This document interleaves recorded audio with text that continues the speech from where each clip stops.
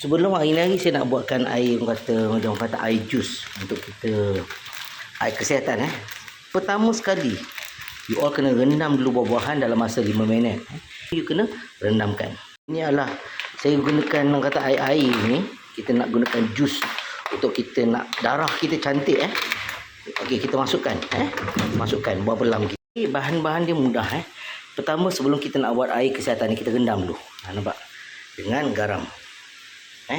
Benda ni kita kena sebatang garam 5 minit cukup sebelum kita buat basuhan dengan sempurna. Okey, kita tengok apa benda yang kita buat sekarang ni.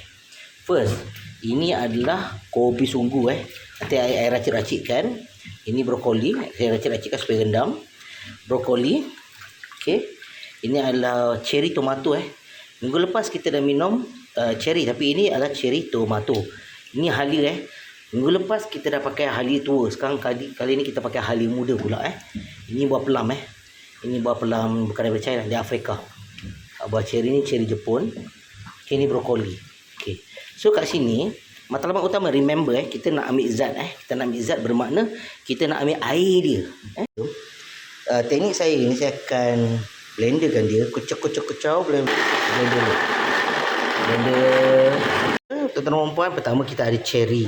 Buah cherry kecil tu untuk mencantikkan kulit. Kita nak matlamat kita untuk kulit. Cherry kecil tu.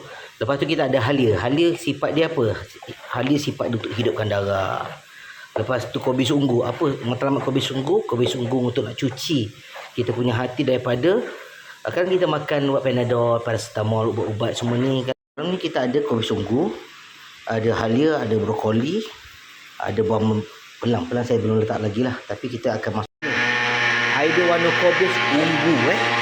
Kopi ungu kan, benda ni mustahab. Pasal apa? Kita nak bantu dalam badan kita ni supaya badan kita cukup dengan vitamin-vitamin dan zat-zat yang mana kadang-kadang kita hari macam gini kan.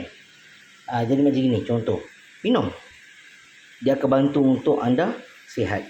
Jom kita minum, right, sampai habis untuk kita cantikkan baik darah kita. Comel. Alright, cayok.